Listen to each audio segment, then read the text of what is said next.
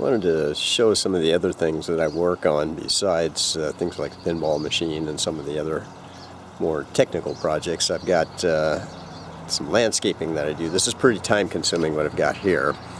Going to do several different videos throughout the spring and summer to show how things are looking as they progress, just as far as growth wise, the plants and so forth. But I'm going to show here, just ignore the really ugly wood pile.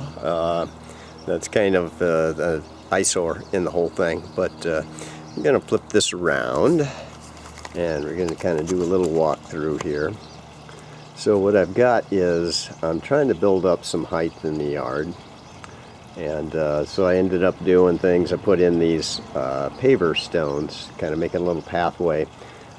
Did that last summer. Some of the other things have been in here for quite a little while, and some people have seen this before. Essentially though, I've got there's a little bench here. The bench unfortunately is kind of falling apart. I didn't realize that it was not sealed on the concrete, and it took in a lot of moisture, and it's chipping. It's got a nice age look to it as a result, but it'll have a shorter lifespan due to that. But the pond, this thing's been in about 20 years already, kind of getting a little bit long in tooth, but still I'm happy enough with it. Little bridge over there. I've got, you can see up there, you can see a birdhouse. Like I said, off to the right there, a horrid wood pile, stack of wood under tarps. Some of the things going on here, I've got these little plants you can see growing off the side. They're dead nettles. They don't sting like horse nettles do. They kind of popped up. There was initially a small pocket of them that I had, but they've been growing and spreading around. I like them for a weed control. Little Bartlett pear over here. And over here I've got Rapa Nui. Don't know how to pronounce that, but hopefully that's sort of close to it. Got a fire bowl underneath there. I know that looks kind of ugly with the tarp over the, or the cover over the top of it, but back over here we have a pergola. It's got some lighting on it. I've got lighting running around the pond at different points. Got a little bench back here. And over here I've got, I know it looks kind of funny with the rows there, but that's going to be a little garden. I always do a little garden in there. And again, you can see here, later this year what'll happen is water lilies will come out here in the pond and a few other things. Some Louisiana iris back over in there.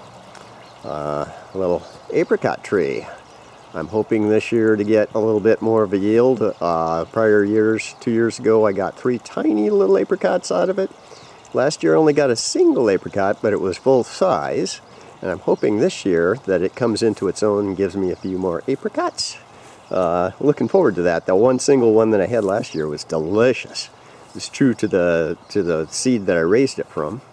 I got a little stonework over here, the mask, and there's, again, running around some stonework running around the paver stones. Oh, weeping cherry over here, which is pretty nice. Pathway just kind of runs through here. It's kind of hard to see the pathway underneath there. These are just, I used a little pattern making thing with cement and put the pathway in. There's some poppies in here, and some peonies will come up this year. They'll be the first year they really are in full year. Got this big stone here. This is a little center island here, and kind of we can get a little look back over there from that. I've got a little vase over there, and this center island, that's kind of what I consider it. There's a little ring of stones running around it. I want to do something more with it right now. I'll try to figure out this summer what I'm going to do with that. Got some decorative birdhouses up there. They're the shape of kind of abstract owl birdhouses. There's back over here, there's a little dry stream bed, but it's been taken over by sedum, which I don't mind so much. Sedum and a little bit of creeping thyme. Back over here, this is kind of, I just use for ground control. There's daylilies in there, and in the back there's basically red hot pokers.